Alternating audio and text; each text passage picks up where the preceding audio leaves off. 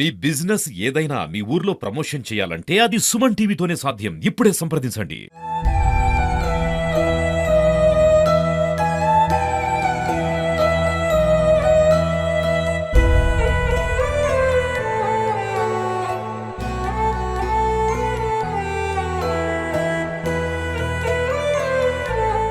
Hi hello welcome to Suman TV. నేను మీ పవన్ని.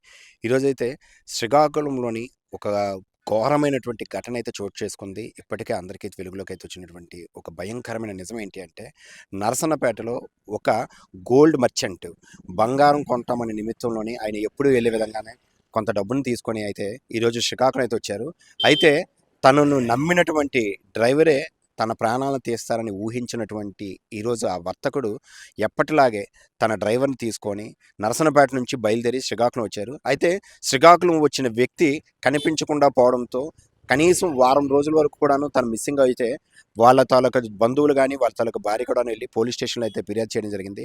అయితే పోలీసులు దర్యాప్తు చేస్తున్నప్పటికీ అనుమానం వచ్చిన తర్వాత అసలు ఏం జరిగింది, అసలు ఏమై ఉంటుంది అని పోలీసులు వాళ్ళ దర్యాప్తు అయితే చేయడం జరుగుతుంది. వాళ్ళ దర్యాప్తులో భాగంగాను ఈరోజు డ్రైవర్ అసలు ఎక్కడ ఉన్నాడు, డ్రైవర్ ఏం జరిగిందని లాస్ట్ కాల్ అంటే చూద్దామని తెలిసి డ్రైవర్ని పట్టుకొని ఆ డ్రైవర్ దగ్గర ఉన్నటువంటి ఫోన్ ఏంటి, పొజిషన్ ఏంటి అని కనుక్కుంటే సో డ్రైవర్ చెప్పినవి ఇక్కడ జరిగిందని కూడాను అసలు పొంతం లేకపోవడంతో పోలీసులకు అనుమానం వచ్చి ఇది ఏదో జరిగింది, ఇది మిస్సింగ్ అయితే కాదంటూ పోలీసులు తన శైలిలోనైతే దర్యాప్తును అయితే ప్రారంభించడం జరిగింది.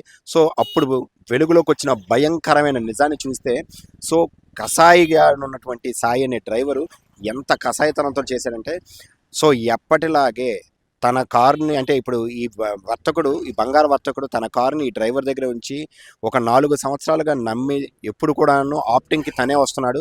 అలాగే ఎప్పటిలాగే శ్రీకాకుళం వెళ్ళి వచ్చేద్దాం పదా అని చెప్పి నరసంపేట నుంచి బయలుదేరిన తర్వాత ఇక్కడ ముందుగానే వ్యూహ ప్రకారంగాను తను రచించినటువంటి వ్యూహంలో తనకు తెలియక తను కారుకి బయలుదేరితే ఇక్కడ శ్రీకాకుళం చేరుకున్న తర్వాత కొంత బంగారాన్ని గండాను తీసుకొని వెళ్తున్నప్పుడు సమయంలోని ఇదే ఈ గడ్డ ప్రాంతానికి తీసుకొచ్చి ఆయనైతే హతమార్చడం జరిగింది. అయితే ఆయనకి సహకరించిన వాళ్ళు కూడా ఇక్కడ ఇదే శ్రీకాకుళంలోని కొంత స్థానికంగానే ఎప్పటి నుంచో ఈ వ్యాపారం చేసుకుంటున్నటువంటి ఆదిత్య కార్ డేకర్స్ అనే వ్యక్తి కూడాను, రాజు అనే వ్యక్తి కూడాను సహకరించినట్లు కూడాను పోలీసుల దర్యాప్తులు తెలుస్తుంది.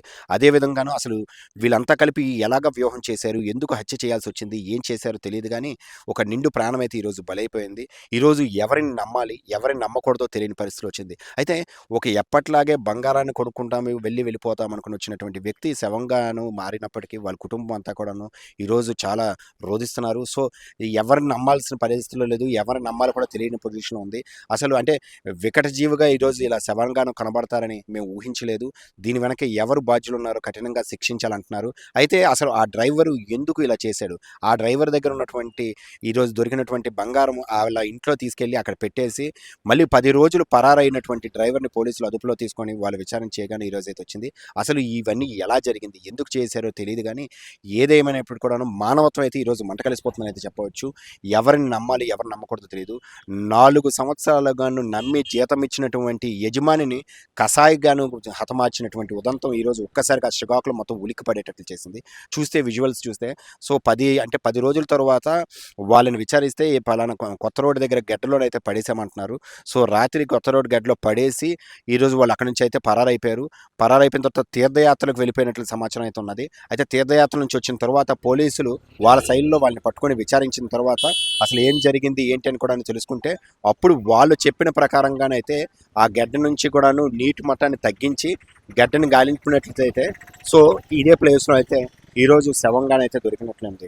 అయితే ఏది ఏమైనప్పటికీ పోలీసులు అయితే చాకచక్యంగానైతే ఈ కేసుని విచారించి పట్టుకున్నప్పటికీ కూడాను పోయిన ప్రాణాలు వెనక్కి రావంటూ వాళ్ళ కుటుంబం రోధిస్తున్నటువంటి తీరును చూస్తే శ్రీకాకుళం కూడా ఒక్కసారి ఉడికిపడింది. హత్యలు అసలు ఎక్కడికి వెళ్తున్నాయి, దాని తరువాత తరానికి ఏమవుతుందని కూడాను బాధ్యత లేకుండాను కేవలం కూడాను అంటే డబ్బుకి ఇచ్చిన విలువ మనుషులకి మానవతలకి కూడా ఇవ్వని పరిస్థితులు అయితే నేను అనుకున్నది. ఒకసారి ఈ ఉదంతం పైన అయితే చూస్తే కన్నీరు మున్నీరు అవుతుంది. Thank you Suman TV.